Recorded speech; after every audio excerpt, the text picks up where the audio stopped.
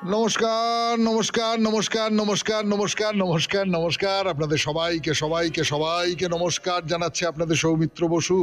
সবাইকে অজস্র শুভকামনা জানাচ্ছে, সবাইকে স্বাগত জানাচ্ছে আজকের এই শরণাগত অনুষ্ঠানে এবং সবাইকে শুভ সকাল জানাচ্ছে। শুভ সকাল এবং happy new year. Happy new year. আজকে 1 জানুয়ারি 2025 সাল শুরু হলো। আসলে আমরা তো ইংরেজি ক্যালেন্ডার অনুযায়ী চলি না, তিথি পার্বণ ইত্যাদি ইত্যাদির ক্ষেত্রে বাংলা ক্যালেন্ডার ব্যবহার করি হয়তো, কিন্তু সাধারণভাবে ইংরেজি ক্যালেন্ডার মতেই চলি। সেই জন্য আমাদের কাছে হ্যাপি নিউ ইয়ারটা খুব বেশি গুরুত্বপূর্ণ। আচ্ছা, এইখানে আমি একটা কথা একটু বলি, আপনাদের বলে নিই। আমরা যখন বলি তখন শুভ নববর্ষ, আর তার ইংরেজিতে বললে বলি হ্যাপি নিউ ইয়ার। এই শুভ কামনা করা আর সুখ কামনা করা, হ্যাপি মানে তো সুখ, এই দুটো কি এক? আচ্ছা, এইটা নিয়ে যদি সামনের বৃহস্পতিবার মানে এই তো আজ বাদে কাল যে বৃহস্পতিবার সেইটার কথা বলছি না, তারপরের যে বৃহস্পতিবার, সেই বৃহস্পতিবারে আপনারা একটু লেখেন যে সুখ আর শুভ এ দুইয়ের মধ্যে তফাৎ আপনারা কিরকম ভাবে করবেন। এই নিয়েই তাহলে আগামী বৃহস্পতিবার, আমি আবার বলছি, রাত পোহালেই যে বৃহস্পতিবার তার কথা বলছি না, তার পরের বৃহস্পতিবারে আমাদের চিঠিপত্রের বিষয় থাক, কেমন? আচ্ছা, তাহলে এবারে বলি আজকের দিনটার কথা। আজকের দিনটা কেবলমাত্র যে হ্যাপি নিউ ইয়ার তাই নয়। আজকে যারা রামকৃষ্ণ ভক্ত, যারা ভক্ত মানুষ, যারা শরণাগত অনুষ্ঠান শোনেন, তাদের কাছে আরো একটা কারণে খুব গুরুত্বপূর্ণ। সেটা হচ্ছে আজকে কল্পতরু উৎসব উদযাপনের দিন। এই 1 জানুয়ারি তারিখে ঠাকুর শ্রী রামকৃষ্ণ পরমহংসদেব কল্পতরু হয়েছিলেন, সে কথা বলবো। তাই দিয়েই হবে আজকের পুরাণ চিরন্তন, কিন্তু সে কথা পরে। আপাতত বেণী মাধবশীলের পঞ্জিকা অনুযায়ী আজকের দিনটার কথা বলি। আজকে 16ই পৌষ 1431, ইংরেজির 1 জানুয়ারি 2025, বুধবার, দ্বিতীয়া। সূর্যোদয়ের সময় সকাল 6টা বেজে 23 মিনিট, সূর্যাস্তের সময় বিকেল 4টে বেজে 59 মিনিট। উত্তর আষাঢ়া নক্ষত্র। জন্মে ধনুরাশি, ক্ষত্রিয় বর্ণ, নরগণ। সকালবেলা 7টা বেজে 16 মিনিট গতে মকর রাশি, বৈশ্য বর্ণ, মতান্তরে শূদ্র বর্ণ। রাত্রি 1টা বেজে 16 মিনিট গতে দেবগণ। আমাদের হোয়াটসঅ্যাপে চিঠি পাঠাবার নাম্বার আপনারা সকলেই জানেন, তবু আরেকবার বলি, 9831922927। চিঠির গোড়ায় অতি অবশ্যই SG লিখতে হবে। এবারে তাহলে অনুষ্ঠান সম্পর্কে বলি। প্রথমে পুরাণ চিরন্তন। পুরাণ চিরন্তনে আজকে পুরাণের কথা নয়, যে 64 কলার কথা বলছিলাম সেই 64 কলার কথাও নয়। আজকে 1 জানুয়ারি কল্পতরু উৎসব। এই কল্পতরু উৎসব নিয়ে দুটো চারটে কথা, এবং তার সূত্র ধরে পুরাণের যে কল্পতরু তাই নিয়েও একটা দুটো কথা বলবো। তারপরে চলে যাব স্বামী বিবেকানন্দের রচনা থেকে পাঠ। এই পর্বে স্বামী বিবেকানন্দের যে রচনাটি পড়ে শোনাচ্ছি তার নাম মায়া ও মুক্তি। তারপর ঠাকুর শ্রী রামকৃষ্ণ পরমহংসদেবের কথামৃত থেকে পাঠ, স্বামী লোকেশ্বরানন্দের রচনা থেকে পাঠ, আপনাদের চিঠিপত্র, এবং শেষে বাইরে দূরে। 92.7 বিগ FM এ শরণাগত অনুষ্ঠানে এখন গানের পর ফিরে আসছি পুরাণ চিরন্তন নিয়ে। আজকের বিষয় কল্পতরু উৎসব। এরপর ফিরে এলাম 92.7 বিগ FM এ শরণাগত অনুষ্ঠানে। ঠাকুর শ্রী রামকৃষ্ণ পরমহংসদেব কল্পতরু হয়েছিলেন। সেদিন উপস্থিত সমস্ত ভক্তের মনোবাঞ্ছা ঠাকুরের কৃপায় পূর্ণ হয়েছিল। তো সেটা 1886 সালের এই 1 জানুয়ারি কাশীপুর উদ্যানবাটিতে এই উৎসব পালিত হয়েছিল। তো তার বাইরে এখন তো রামকৃষ্ণ মঠের সন্ন্যাসী, রামকৃষ্ণ মিশনের গৃহস্থ, বেদান্ত সোসাইটি সবাই এই উৎসব পালন করে, এবং এই দিনটা একটা খুব বড় মাপের দিন। তো ঠাকুর সেই সময় দুরারোগ্য ক্যান্সারে আক্রান্ত। তখন ওই কাশীপুর উদ্যানবাটিতে চিকিৎসার সুবিধের জন্য তাকে আনা হয়েছে। তো 1 জানুয়ারি একটু সুস্থ হয়েছেন, তিনি শিষ্যদের নিয়ে হাঁটতে বেরিয়েছেন। তো তাদের মধ্যে গিরিশচন্দ্র ঘোষ ছিলেন। প্রখ্যাত নাট্যকার গিরিশচন্দ্র ঘোষ। তো উদ্যানবাটির একটা গাছতলায় দাঁড়িয়ে শ্রীরামকৃষ্ণ তাকে জিজ্ঞেস করলেন, আচ্ছা তোমার কি মনে হয় আমি কে? তো গিরিশচন্দ্র বললেন, আমার বিশ্বাস আপনি মানব কল্যাণের জন্য মর্তে অবতীর্ণ হওয়া ঈশ্বরের অবতার। তো ঠাকুর বললেন যে আমি আর কি বলবো, তোমাদের চৈতন্য হোক। তারপর তার সমাধি হলো, আর প্রত্যেক শিষ্যকে স্পর্শ করলেন, এবং এই এই এই স্পর্শের অনুভূতি তাদের ভেতরে একটা অদ্ভুত অদ্ভুত একটা আধ্যাত্মিক, কি বলবো, একটা ঝলক তৈরি করে দিয়েছিল। রামচন্দ্র দত্ত সেখানে উপস্থিত ছিলেন। তিনি বলছেন যে শ্রী রামকৃষ্ণ সেদিন যেন কল্পবৃক্ষতে পরিণত হয়েছিলেন, এবং ওই রামচন্দ্র দত্তই এই দিনটার নাম দেন কল্পতরু দিবস। এবং যেটা বলবার কথা সেটা হচ্ছে, ওই দিন শ্রীরামকৃষ্ণের কোনো সন্ন্যাসী শিষ্য তার কাছে ছিলেন না, শুধু গৃহী শিষ্যরাই ছিলেন। এই দিনটাকে শ্রীরামকৃষ্ণ পরমহংসদেবের ভক্ত শিষ্যরা একটা বিশেষ দিন, বিশেষ উৎসবের দিন এইরকম করে গণনা করেন। তো এই হলো কল্পতরু উৎসবের কথা। এই দিনটা খুব উৎসব হিসেবে পালিত হয়, দক্ষিণেশ্বরে পালিত হয়, কাশীপুরে উদ্যানবাটিতে পালিত হয়। আপনারা সকলেই জানেন, আপনারা হয়তো যাবেন অনেকে সেখানে আজকে।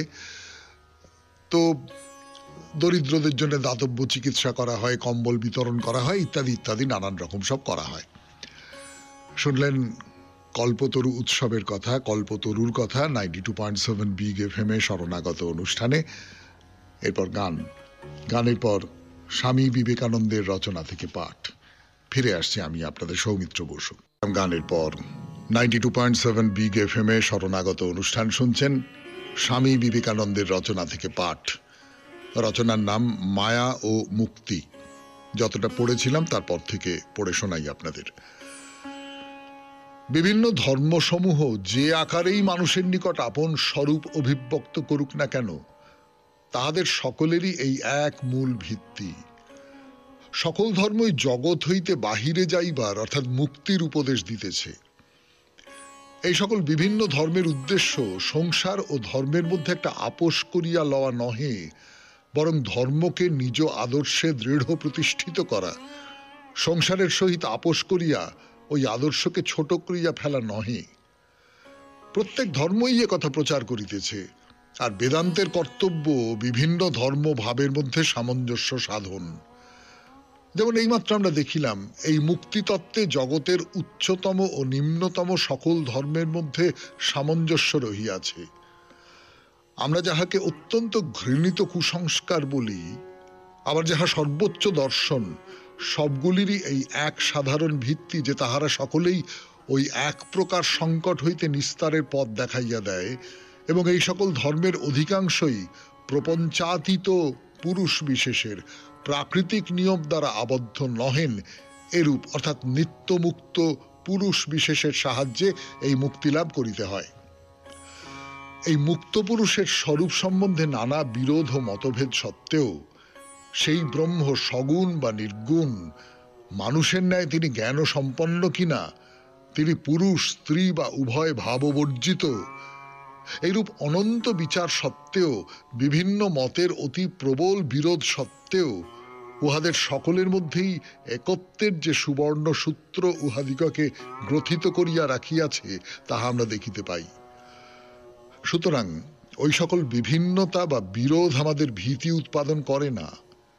আর এই বেদান্ত দর্শনে এই সুবর্ণ সূত্র আবিষ্কৃত হইয়াছে, আমাদের দৃষ্টির সম্মুখে একটু একটু করিয়া প্রকাশিত হইয়াছে। আর ইহাতে প্রথমেই এই তত্ত্ব উপলব্ধ হয় যে আমরা সকলেই বিভিন্ন পথ দ্বারা সেই এক মুক্তির দিকে অগ্রসর হইতেছি। সকল ধর্মেরই এই সাধারণ ভাব। আমাদের সুখ দুঃখ বিপদ কষ্টের অবস্থার মধ্যেই আমরা এই আশ্চর্য ব্যাপার দেখিতে পাই যে আমরা ধীরে ধীরে সকলেই সেই মুক্তির দিকে অগ্রসর হইতেছি। প্রশ্ন হইল, এই জগৎটা বাস্তবিক কি? কোথা হইতে ইহার উৎপত্তি, কোথায় বা ইহার লয়? আর ইহার উত্তর, মুক্তিতে ইহার উৎপত্তি, মুক্তিতে স্থিতি, এবং অবশেষে মুক্তিতেই ইহার লয়। এই যে মুক্তির ভাব, আমরা যে বাস্তবিক মুক্ত, এই মহান ভাব ছাড়িয়া আমরা এক মুহূর্ত চলিতে পারি না। এই ভাব ব্যতীত আমাদের সকল কার্য, এমনকি জীবন পর্যন্ত বৃথা। প্রতি মুহূর্তে প্রকৃতি আমাদিগকে দাস বলিয়া প্রতিপন্ন করিতেছে, কিন্তু তাহার সঙ্গে সঙ্গে এই অপর ভাবও আমাদের মনে উদিত হইতেছে যে তথাপি আমরা মুক্ত। প্রতি মুহূর্তে যেন আমরা মায়ার দ্বারা আহত হইয়া বদ্ধ বলিয়া প্রতিপন্ন হইতেছি, কিন্তু সেই মুহূর্তে সেই আঘাতের সঙ্গে সঙ্গে উপলব্ধি হইতেছে আমরা মুক্ত।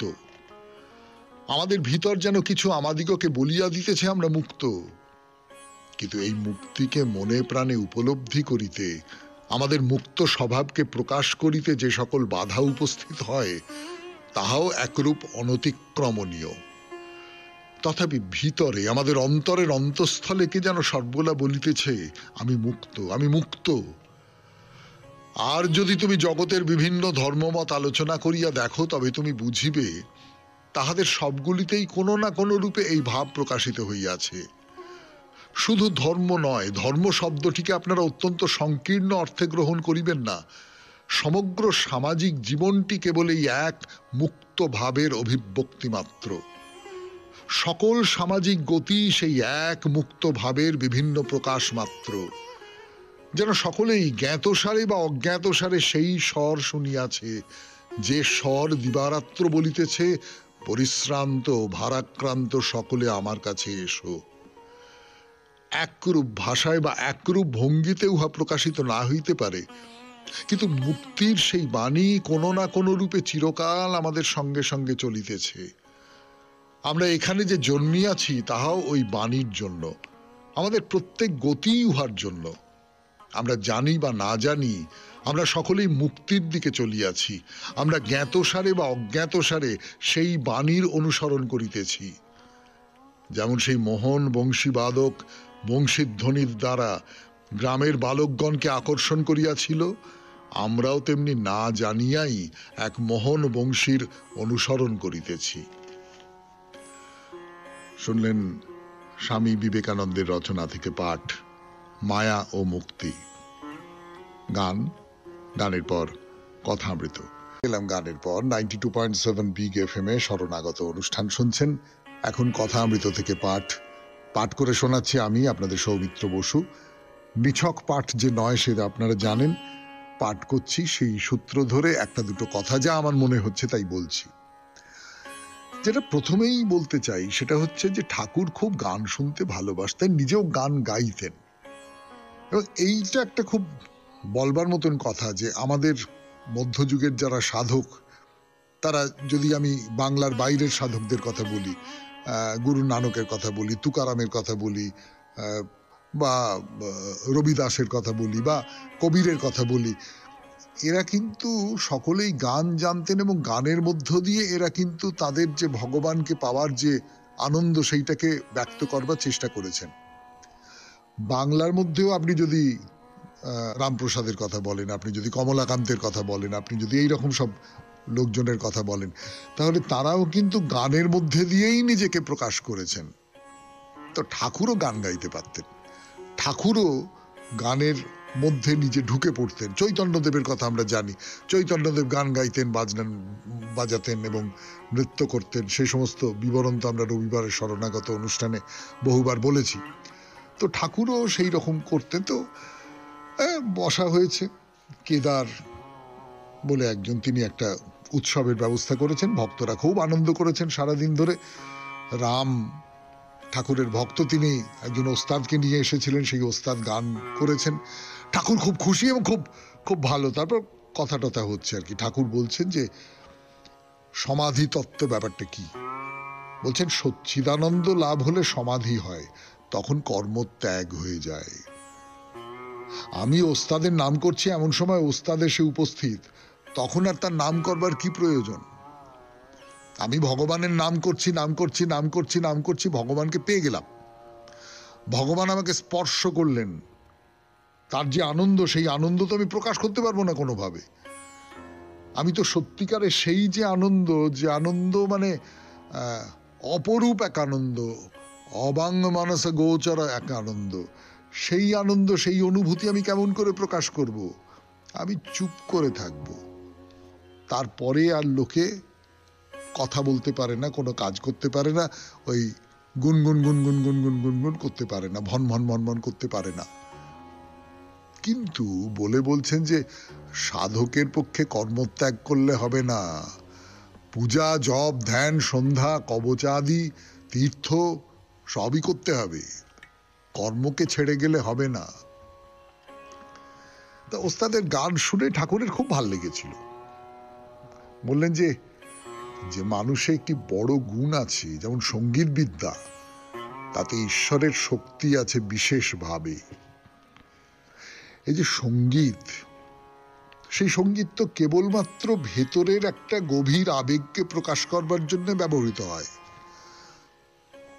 এই যে ক্লাসিক্যাল গান যাকে বলে, ধ্রুপদী সঙ্গীত, সেই ধ্রুপদী সঙ্গীতের মধ্যে দিয়ে মানুষ তার নিজের ভেতরকার আবেগকে প্রকাশ করে, সেটা একটা বিমূর্ত ব্যাপার। তো সেই বিমূর্ততা দিয়ে ঈশ্বরের অনেক কাছাকাছি চলে যাওয়া সম্ভব। সঙ্গীতের মধ্যে দিয়ে, শিল্পের মধ্যে দিয়ে ঈশ্বরের খুব কাছাকাছি চলে যাওয়া সম্ভব। 92.7 বিগ এফএম এ শুনছেন কথামৃত থেকে পাঠ। আমি আছি আপনাদের সঙ্গে, আপনাদের সৌমিত্র বসু। ফিরে এলাম 92.7 বিগ এফএম এ শুনছেন শরণাগত, কথামৃত থেকে পাঠ। ঠাকুরের কথা বলছিলাম। তো ওস্তাদ যিনি গান শুনিয়েছেন, সেই ওস্তাদজি ঠাকুরকে জিজ্ঞেস করছেন যে আচ্ছা কি উপায় তাকে পাওয়া যায়। খুব সরল প্রশ্ন, কি উপায় তাকে পাওয়া যায়? তো ঠাকুর বলছেন যে ভক্তি সার। ঈশ্বর তো সর্বভূতে আছেন, তবে ভক্ত কাকে বলি? যার মন সর্বদা ঈশ্বরেতে আছে। আর অহংকার অভিমান থাকলে হয় না। আমি রূপ ঢিপিতে ঈশ্বরের কৃপারূপ জল জমে না, গড়িয়ে যায়। আমি যন্ত্র, এইটা মনে রাখতে হবে যে আমি হচ্ছি যন্ত্র, তিনি হচ্ছেন যন্ত্রী, তিনি বাজাচ্ছেন, আমি শুধু বাজছি। এই ওস্তাদজির যে তানপুরা, ওস্তাদজি নিজে হচ্ছেন সেই তানপুরা, বাজাচ্ছেন অন্য কেউ। আমরা যে সাধন ভজন করছি, আমাদের দিয়ে যা কিছু করানো হচ্ছে, সেই সমস্তটা তিনি করাচ্ছেন, আমি শুধু করছি। আমি যদি বলি আমি এটা করছি, আমি করেছি, আমি আমি আমার জন্য এটা হলো, আমার ক্ষমতাতেই আমি এই অর্জন করে, ভুল। এই অহংকার, এই অভিমান যদি থাকে, তাহলে তুমি ঈশ্বরকে পাবে না। যেমন ঢিপিতে জল জমে না, জল জমতে গেলে নিচু জমি হতে হয়, তেমনি করে তুমি যদি নিচু করে রাখো নিজেকে, তুমি যদি নিজেকে নমিয়ে রাখো, তুমি যদি নিজেকে বিনত রাখো, তাহলে তুমি তাকে লাভ করতে পারবে। বলছেন সব পথ দিয়ে তাকে পাওয়া যায়, সব ধর্ম সত্য। ছাদে ওঠা নিয়ে বিষয়, তা তুমি পাকা সিঁড়ি দিয়ে উঠতে পারো, কাঠের সিঁড়ি দিয়ে উঠতে পারো, বাঁশের সিঁড়ি দিয়ে উঠতে পারো। অর্থাৎ একটা জায়গায় পৌঁছতে হবে। সেই পৌঁছানোটা ছাদ হতে পারে, সেই পৌঁছানোটা তীর্থ হতে পারে, সেই পৌঁছানোটা যে কোনো একটা জায়গা হতে পারে। সেই জায়গায় তুমি কোন পথ দিয়ে পৌঁছবে, কিভাবে পৌঁছবে, সেইটা তো বড় কথা নয়। শেষ পর্যন্ত জোশ করে তোমাকে পৌঁছে যেতে হবে, এইটা হচ্ছে তোমার কাজ। এই কথা বলছেন ঠাকুর। 92.7 বিগ এফএম এ শরণাগত অনুষ্ঠানে শেষ হলো কথামৃত থেকে পাঠ। এরপর গান, গানের পর স্বামী লোকেশ্বরানন্দের রচনা থেকে পাঠ। রচনার নাম শিক্ষা সম্বন্ধীয় চিন্তা ভাবনা। স্বামী লোকেশ্বরানন্দের রচনা থেকে পাঠ, শিক্ষা সম্বন্ধীয় চিন্তা ভাবনা শোনাচ্ছি আপনাদের 92.7 বিগ এফএম এ শরণাগত অনুষ্ঠানে। শিক্ষা মানে যে শুধু তথ্য সংগ্রহ করা নয়, তা বেশ বোঝা যায়। কিন্তু শিক্ষা পদ্ধতিকে পূর্ণাঙ্গ ও সুষম করে তুলতে হলে আর কি কি উপকরণের প্রয়োজন? অন্যভাবে বলতে গেলে, কোন পথ দিয়ে গেলে শিক্ষা তার চূড়ান্ত লক্ষ্যে পৌঁছতে পারে? তথ্য অর্থ, কিংবা আরো সঠিকভাবে বলতে গেলে বলতে হয় জ্ঞানই শিক্ষার প্রথম ধাপ। কিন্তু সে জ্ঞানকে এমন হতে হবে যাতে শিক্ষার্থীর জীবনে পরিবর্তন আসে। সে জ্ঞান যেন অর্থবহ হয়, তা যেন নিজেকে নতুন করে গড়ে তোলার সদিচ্ছা বিদ্যার্থীর মনে জাগ্রত করতে পারে। ব্যক্তিত্বের উন্নতি না ঘটিয়ে জ্ঞান যদি কেবল মনের শোভাবর্ধন করে, তাহলে তা শিক্ষা পদবাচ্যই নয়। গাধা চন্দন কাঠের বোঝা বয়ে নিয়ে গেলেও গাধাই থেকে যায়। চন্দনের সুগন্ধ তার চরিত্রের উন্নতি ঘটাতে পারে না। কথায় আছে, জানা মানে হওয়া। তা যদি হয়, শিক্ষা মূলত চরিত্র গঠনের একটি উপায় ছাড়া কিছুই নয়। শিক্ষা মানুষকে যথার্থ মানুষ করে তোলে, সেটিই তার কাজ।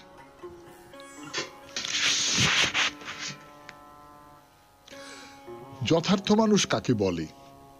কি ধরনের চারিত্রিক গুণ থাকলে মানুষকে যথার্থ মানুষ বলা যায়? এ প্রশ্নের উত্তর দেওয়া কঠিন হলেও এটা বোঝা যায় যে তিনি এমন এক ধরনের মানুষ যার মস্তিষ্ক, হৃদয় এবং কর্মশক্তি নিখুঁতভাবে বিকশিত হয়েছে। কিন্তু সেই মানুষ যদি নীতিহীন ও অসৎ হন, তাহলে তিনি কি তার শ্রেষ্ঠত্বের জোরে অন্যদের শোষণ করবেন না? এইখানেই উদ্দেশ্যের প্রশ্ন ওঠে। শিক্ষার উদ্দেশ্য অবশ্যই উন্নতি, কিন্তু সে উন্নতি সর্বাত্মক হওয়া চাই।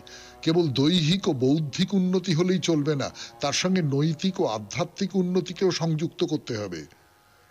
কারণ একজন শিক্ষিত ব্যক্তিকে সর্বতোভাবে, বিশেষত মানবিক উৎকর্ষের বিচারে, অবশ্যই উন্নততর মানুষ হতে হয়। প্রকৃত শিক্ষিত মানুষ অন্যকে বঞ্চনা করার চিন্তা মনেই আনতে পারেন না। তিনি বরং অন্যের সুবিধার জন্য নিজের অধিকার ছেড়ে দিতেও প্রস্তুত থাকেন।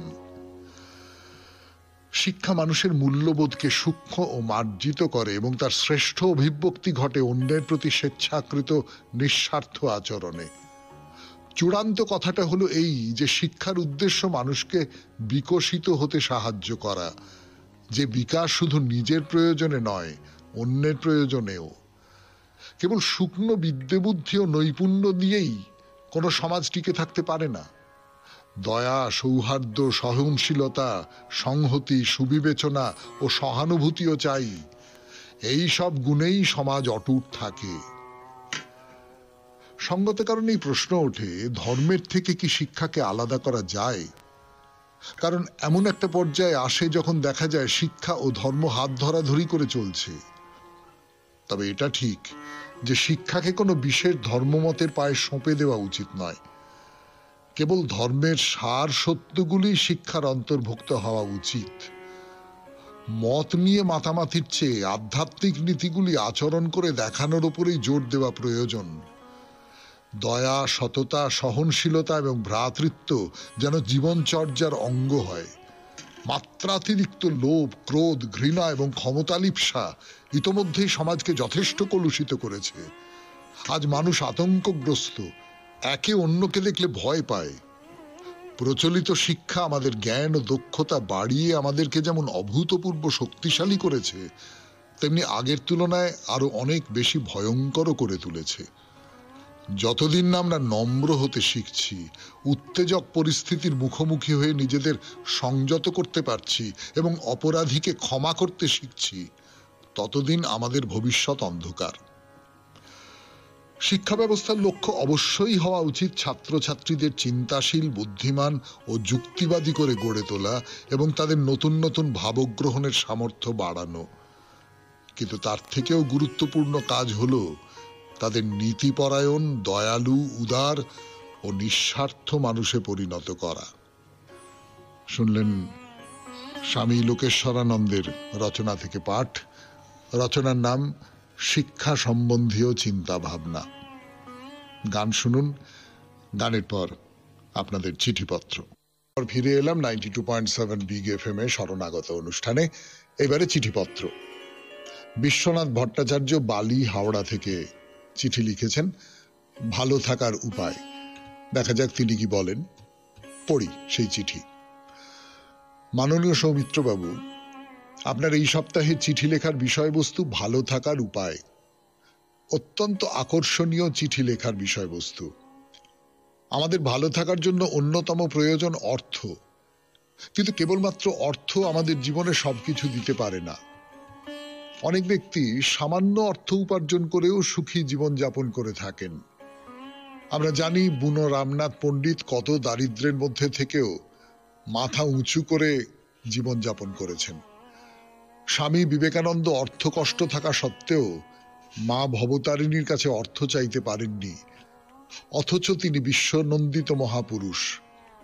কাজেই আমরা যেন আমাদের জীবন ধারণের প্রয়োজনীয় অর্থ থাকলে তাতেই সন্তুষ্ট হয়ে থাকি, অতিরিক্ত অর্থ লালসার বশবর্তী হয়ে অন্যায় কাজে লিপ্ত না হই। সৎ পথে থেকে অর্থ উপার্জন করে যে শান্তি পাওয়া যায়, সেই শান্তি কখনোই অসৎ পথে উপার্জনের মাধ্যমে পাওয়া সম্ভব নয়। অসৎ ব্যক্তির বৈভব দেখে কখনোই তার সমকক্ষ হতে কারো চেষ্টা করা উচিত নয়।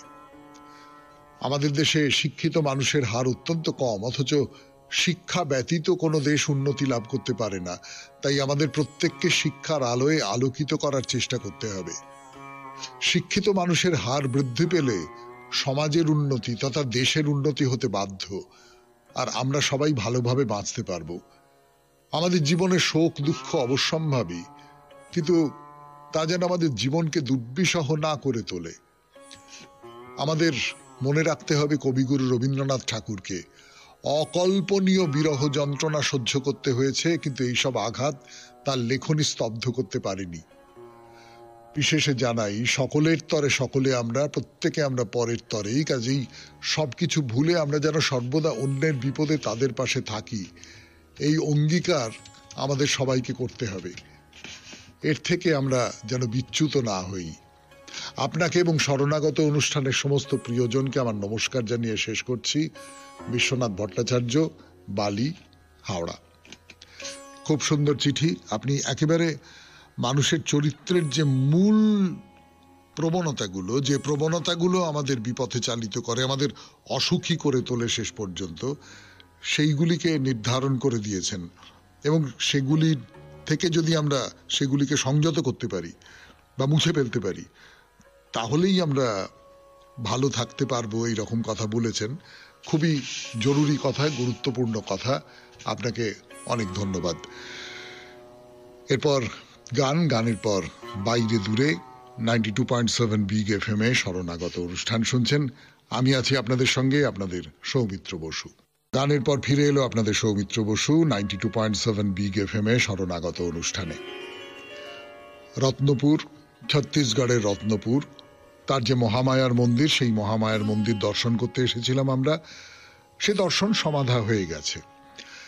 এইবারে এই মন্দির প্রতিষ্ঠার পেছনে একটা গল্প আছে, সেই গল্পটা আপনাদের একটু বলি।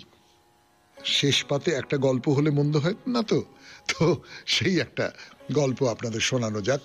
তবে গল্প মানে গল্প, অর্থাৎ সত্যি মিথ্যে জানি না।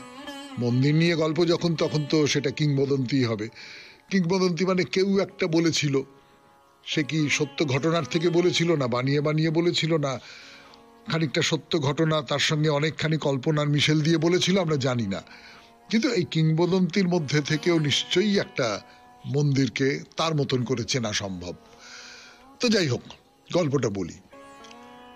সে বহুকাল আগের কথা, বহুকাল আগে। তো রাজা রত্নদেব, যে রাজা রত্নদেবের নামে এই রত্নপুর, বুঝতেই পাচ্ছেন আপনারা, খুব বড় মাপের রাজা। তো সেই রাজা রত্নদেব, তিনি প্রতাপমণিপুর নামে এক গ্রামে, তখন সে গ্রাম নয়, তখন তো সে জঙ্গল, ঘোর জঙ্গল, সেই জঙ্গলে তিনি মৃগয়া করবার জন্য এসেছেন। এখন পরবর্তীকালে তার নাম হয়েছে। তো প্রতাপমণিপুর গ্রাম। তো জঙ্গলের মধ্যে এসেছেন, জঙ্গলের মধ্যে শিকার করতে করতে করতে করতে ক্লান্ত হয়ে পড়েছেন। তো বিশ্রাম করতে হবে। কোথায় আর বিশ্রাম করবেন? জঙ্গলের মধ্যে বিশ্রাম করবার জায়গা কোথায়? চারপাশে বুনো জন্তু জানোয়ারের উপদ্রব, মাটিতে তো বিশ্রাম করা যায় না। কাজে এটা গাছের ওপর তিনি উঠে সেইখানেই রাত্রিটা কাটাবেন বলে ঠিক করেছেন। এবারে অনেক রাত, রাজা ঘুমিয়ে পড়েছেন, নিশুতি রাত। হঠাৎ রাজার ঘুম ভেঙে গেল। কি হলো? গাছের নিচে কি একটা শব্দ হচ্ছে না? হ্যাঁ, অন্ধকারের মধ্যে তিনি তো ভালো করে দেখলেন যে এটা মা মহামায়া। মা মহামায়া সেখানে সভা বসিয়েছেন। রাজা নিজের দুচোখকে বিশ্বাস করতে পারছেন না, কিন্তু হ্যাঁ, এ তো সত্যি সত্যি সত্যি সত্যি। তো এইরকম একটা দৃশ্য দেখার পরে যা হতে পারে, যা হওয়া সম্ভব স্বাভাবিক, সেইটাই হলো। রাজা অজ্ঞান হয়ে গেলেন। তো রাত কাটলো, পরদিন সকাল হলো। রাজা গাছ থেকে নেমে রাজধানীতে ফিরে গেলেন, কিন্তু মনের মধ্যে ওই এক চিন্তা, আমি গাছের ওপর থেকে দেবীকে দেখেছি, দেবী সভা বসিয়েছেন, আমি দেখেছি। আপনাদের নিশ্চয়ই মনে পড়ছে যে এই মহামায়ার মন্দিরে একটা বড় ঘর রয়েছে। সেই ঘর অনেকগুলো প্রদীপ জ্বালানো হয়। মহামায়ার মন্দিরের ওই যে চত্বরটা, সেইটাকে বলা হয় দেবীর দরবার। তো এই জঙ্গলের মধ্যে রাজা সেই দেবীর দরবার দেখেছিলেন।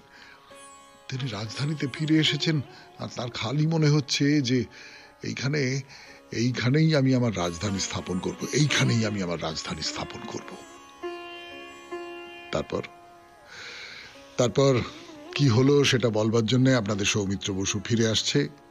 একটু গান শুনে নি, তারপর 92.7 বিগ এফএম এ শরণাগত অনুষ্ঠানে বাইরে দূরে।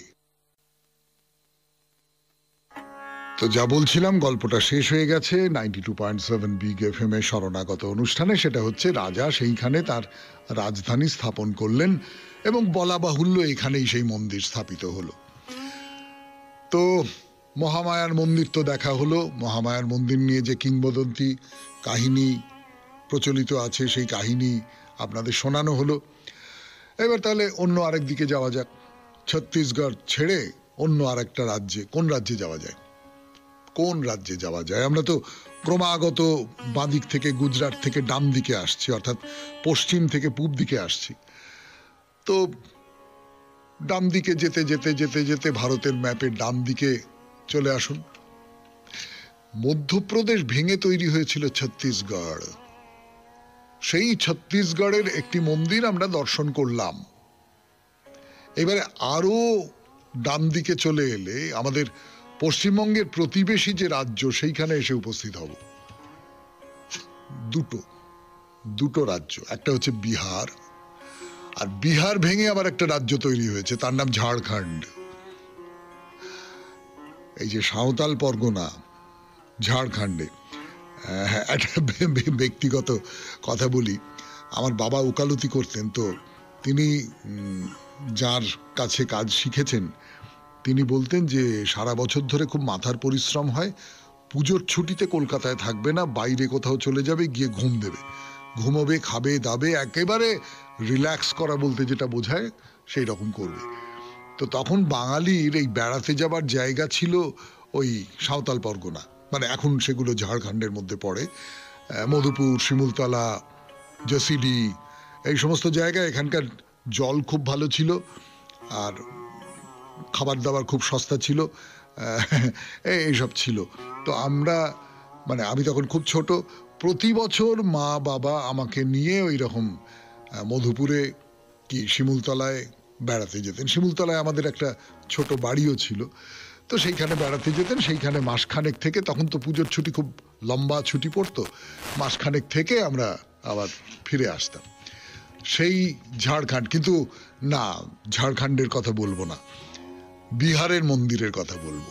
ঝাড়খণ্ডে নিশ্চয়ই যাব, কিন্তু আপাতত বিহার, মানে সেই পুরনো রাজ্য, নতুন রাজ্য ঝাড়খণ্ড নয়। সেখানে কোন মন্দির দেখব আমরা? ভাবতে ভাবতে ভাবতে ভাবতে পাওয়া গেল মুন্ডেশ্বরী মন্দিরের নাম। মুন্ডেশ্বরী মন্দির। তাহলে চলুন যাওয়া যাক মুন্ডেশ্বরী মন্দিরের দিকে।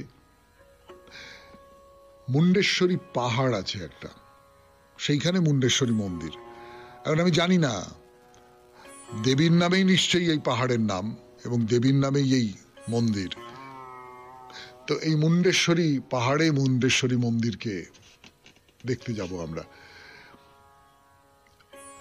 মা দুর্গার একটি মন্দির, বহু প্রাচীন মন্দির। এটা কোথায় আছে? রামগড় বলে একটি গ্রাম। সেখানে সোন নদীর কথা আপনারা শুনেছেন। মুন্ডেশ্বরী পাহাড় যেমন আছে, তেমনি সোন নদীও আছে। বুঝতেই পাচ্ছেন জায়গাটা খুব সুন্দরই হবে। কিন্তু সেই জায়গার কথা বলবার সময় আর তো নেই। এইবারে তাহলে আমাদের অনুষ্ঠান শেষ করতে হবে। আমাদের হোয়াটসঅ্যাপে চিঠি পাঠাবার নাম্বার 98319229 পেয়েছি। শুভ শুভ কামনা করা আর সুখ কামনা করা, এ দুয়ের মধ্যে তফাৎ আপনি কিভাবে দেখেন, তাই নিয়ে একটা 250 শব্দের মধ্যে চিঠি লিখতে হবে। ওপরে লিখবেন সুখ বনাম শুভ। তাহলে সেই চিঠি আগামী মঙ্গলবার সন্ধ্যে 6টার ভেতর আমাদের দপ্তরে পৌঁছে যাওয়া চাই। কেমন? সুখ বনাম শুভ। তাহলে এবার কবিতা, রবীন্দ্রনাথের কবিতা। হে যক্ষ, তোমার প্রেম ছিল বদ্ধ কোরকের মতো, একান্তে প্রেয়সী তব সঙ্গে যবে ছিল অনিয়ত সংকীর্ণ ঘরের কোণে। আপন বেষ্টনে তুমি যবে রুদ্ধ রেখেছিলে তারে, দুজনের নির্জন উৎসবে সংসারের নিভৃত সীমায় শ্রাবণের মেঘ জাল কৃপণের মতো যথা শশাঙ্কের রচে অন্তরাল, আপনার আলিঙ্গনে আপনি হারায়ে ফেলে তারে। সম্পূর্ণ মহিমা তার দেখিতে পায় না একেবারে অন্ধ মহাবেশে। বর তুমি পেলে যবে প্রভু শাপে, স্বামীপ্যের বন্ধ ছিন্ন হলো, বিরহের দুঃখ তাপে প্রেম হলো পূর্ণ বিকশিত। জানিল সে আপনারে বিশ্বধরিত্রীর মাঝে, নির্বাধে তাহার চারিধারে সান্ধ্য অর্ঘ্য করে দান, বৃষ্টি জলে সিক্ত বনজুথি গন্ধের অঞ্জলি। নিপনিকুঞ্জের জানালো আকুতি, রেণু ভারে মন্থর পবন। উঠে গেল যবনিকা আত্মবিস্মৃতির, দেখা দিল দিকে দিগন্তরে লিখা উদার বর্ষার বাণী। যাত্রামন্ত্র বিশ্বপথিকের মেঘধ্বজে আঁকা, দিগ্বধূ প্রাঙ্গণ হতে নির্ভীকের শূন্য পথে অভিসার। আষাঢ়ের প্রথম দিবসে দীক্ষা পেলে অশ্রুধৌত সৌম্য বিষাদের। নিত্য রসে আপনি করিলে সৃষ্টি, রূপসীর অপূর্ব মূরতি অন্তহীন গরিমায় কান্তিময়ী। একদিন ছিল সেই সতী গৃহের সঙ্গিনী, তারে বসাইলে ছন্দ শঙ্খ রবে, অলোক আলোক দীপ্ত অলোকার অমর গৌরবে অনন্তের আনন্দ মন্দিরে। প্রেম তব ছিল বাক্যহীন, আজ সে পেয়েছে তার ভাষা। আজ তার রাত্রি দিন সঙ্গীত তরঙ্গে আন্দোলিত। তুমি আজ হলে কবি, মুক্ত তব দৃষ্টিপথে উদ্বারিত নিখিলের ছবি, শ্যাম মেঘে স্নিগ্ধ ছায়া। বক্ষ ছাড়ি মর্মে অধ্যাসিনা, প্রিয়া তব ধ্যানোদ্ভবা লয়ে তার বিরহের বীণা। অপরূপ রূপে রচি বিচ্ছেদের উন্মুক্ত প্রাঙ্গণে, তোমার প্রেমের সৃষ্টি উৎসর্গ করিলে বিশ্বজনে। সবাই খুব ভালো থাকবেন, আনন্দে থাকবেন। নমস্কার নমস্কার নমস্কার নমস্কার নমস্কার নমস্কার নমস্কার নমস্কার। আপনাদের সবাইকে সবাইকে সবাইকে নমস্কার জানাচ্ছে আপনাদের সৌমিত্র বসু। সবাইকে অজস্র শুভকামনা জানাচ্ছে, সবাইকে স্বাগত জানাচ্ছে আজকের এই শরণাগত অনুষ্ঠানে, এবং সবাইকে শুভ সকাল জানাচ্ছে। শুভ সকাল এবং happy new year. Happy new year. আজকে 1 জানুয়ারি 2025 সাল শুরু হলো।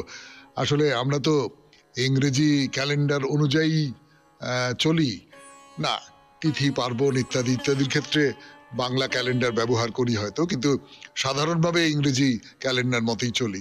সেই জন্য আমাদের কাছে হ্যাপি নিউ ইয়ারটা খুব বেশি গুরুত্বপূর্ণ। আচ্ছা, এইখানে আমি একটা কথা একটু বলি, আপনাদের বলে নিই। আমরা যখন বলি তখন শুভ নববর্ষ, আর তার ইংরেজিতে বললে বলি হ্যাপি নিউ ইয়ার। এই শুভ কামনা করা আর সুখ কামনা করা, হ্যাপি মানে তো সুখ, এই দুটো কি এক? আচ্ছা, এইটা নিয়ে যদি সামনের বৃহস্পতিবার মানে এই তো আজ বাদে কাল যে বৃহস্পতিবার সেইটার কথা বলছি না, তারপরের যে বৃহস্পতিবার, সেই বৃহস্পতিবারে আপনারা একটু লেখেন যে সুখ আর শুভ এই দুইয়ের মধ্যে তফাৎ আপনারা কি রকম ভাবে করবেন। এই নিয়েই তাহলে আগামী বৃহস্পতিবার, আমি আবার বলছি, রাত পোহালেই যে বৃহস্পতিবার তার কথা বলছি না, তার পরের বৃহস্পতিবারে আমাদের চিঠিপত্রের বিষয় থাক, কেমন? আচ্ছা, তাহলে এবারে বলি আজকের দিনটার কথা। আজকের দিনটা কেবলমাত্র যে হ্যাপি নিউ ইয়ার তাই নয়। আজকে যারা রামকৃষ্ণ ভক্ত, যারা ভক্ত মানুষ, যারা শরণাগত অনুষ্ঠান শোনেন, তাদের কাছে আরো একটা কারণে খুব গুরুত্বপূর্ণ। সেটা হচ্ছে আজকে কল্পতরু উৎসব উদযাপনের দিন। এই 1 জানুয়ারি তারিখে ঠাকুর শ্রী রামকৃষ্ণ পরমহংসদেব কল্পতরু হয়েছিলেন, সে কথা বলবো। তাই দিয়েই হবে আজকের পুরাণ চিরন্তন, কিন্তু সে কথা পরে। আপাতত বেণী মাধবশীলের পঞ্জিকা অনুযায়ী আজকের দিনটার কথা বলি। আজকে 16ই পৌষ 1431, ইংরেজির 1 জানুয়ারি 2025, বুধবার, দ্বিতীয়া। সূর্যোদয়ের সময় সকাল 6:23, সূর্যাস্তের সময় বিকেল 4:59। উত্তর আষাঢ়া নক্ষত্র, জন্মে ধনুরাশি, ক্ষত্রিয় বর্ণ, নরগণ। সকালবেলা 7:16 গতে মকর রাশি, বৈশ্য বর্ণ, মতান্তরে শূদ্র বর্ণ। রাত্রি 1:16 গতে দেবগণ।